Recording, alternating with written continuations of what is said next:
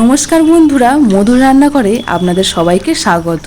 যেহেতু গরমটা খুবই পড়েছে আর এই গরমে আমাদের রোজ দিন রিচ খাবার খেতে ভালো লাগে না। এক সময় মনে হয় একটু হালকা পাতলা কিছু খাই। সেই কথা মাথায় রেখে আজকের আমি আপনাদের সাথে শেয়ার করছি জিরে বাটা দিয়ে পাতলা করে মাছের ঝোল।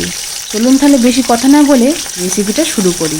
এই জিরে বাটা দিয়ে মাছের ঝোলটা বানাবার জন্য এখানে আমি বাটা মাছ আর চারাপোনা মাছ নিয়েছি। মাছগুলোকে এখন দু সাইডটা ভালো করে ভেজে নেবো।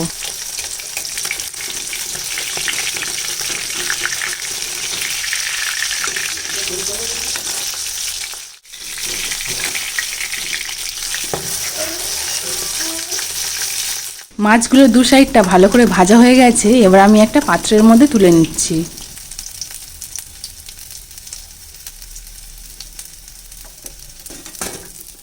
এবার আমি এখানে ঝোলের ফোড়নের জন্য দিয়ে দিচ্ছি কালো জিরে আর 6-7টা মতো কাঁচা লঙ্কা। এখানে আমি কিন্তু কোনো পেঁয়াজ রসুনের ব্যবহার করিনি। পেঁয়াজ রসুন ছাড়াও এই ঝোলটা যা সুন্দর টেস্ট হয় তোমরা খেলেই বুঝতে পারবে। এবারে আমি এর মধ্যে দিয়ে দিচ্ছি কেটে রাখা সবজিগুলো। এখানে আমি আলু, পেঁপে, ডাঁটা, ঝিঙে এইসবেরই ব্যবহার করেছি। এগুলো আমাদের শরীরের জন্য খুবই ভালো। এবারে সবগুলো উপকরণ একটু নাড়াচাড়া করে নেব।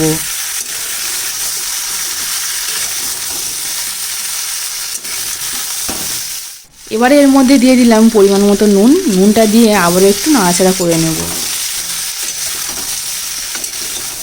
এবারে এর মধ্যে দিয়ে দিচ্ছি কুলপো শাক। কুলপো শাকটাও কিন্তু আমাদের শরীরের জন্য খুবই উপকার। তোমরা চাইলে এখানে কলমি শাকও ব্যবহার করতে পারো।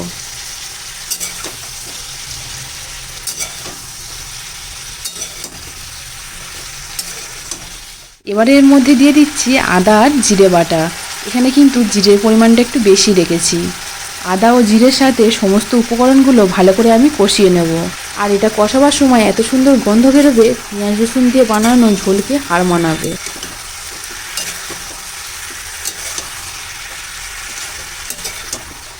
এবারে আমি এর মধ্যে দিয়ে দিলাম পরিমাণ মতো হলুদ। এখানে আমি কিন্তু কোনো গুঁড়ো লঙ্কার ব্যবহার করিনি, পুরোটাই রান্না হবে কাঁচা লঙ্কা দিয়ে।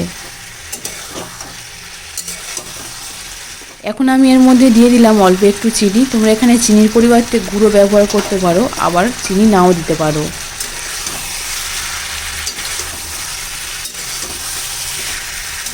মশলাগুলোর সাথে সবজিগুলো ভালো করে আমি কষিয়ে নিয়েছি। এবার এর মধ্যে দিয়ে দিচ্ছি পরিমাণ মতো জল।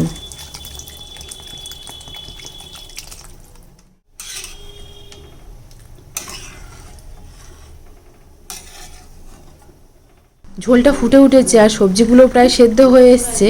আর এখন এর মধ্যে দিয়ে দিচ্ছি ভেজে রাখা মাছগুলো।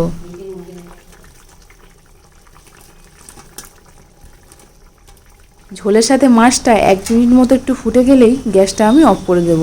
এই গরমের সিজনে তোমরা কী কী রেসিপির ভিডিও দেখতে চাও অবশ্যই আমাকে কমেন্ট করে জানিও কিন্তু, তাহলে সেই মতো আমি তোমাদের সাথে ভিডিও শেয়ার করার চেষ্টা করব। জিরে বাটা দিয়ে মাছের ঝোল আমাদের তৈরি। এবার আমি গ্যাসের ফ্লেমটা অফ করে দেবো। এটা তোমরা গরম ভাতের সাথে খেয়ে দেখো, আশা করছি তোমাদের খুব ভালো লাগবে। আজকের ভিডিওটা এখানেই শেষ করছি। ভিডিওটা ভালো লাগলে লাইক, কমেন্ট, শেয়ার আর সাবস্ক্রাইব করতে ভুলবেন না কিন্তু।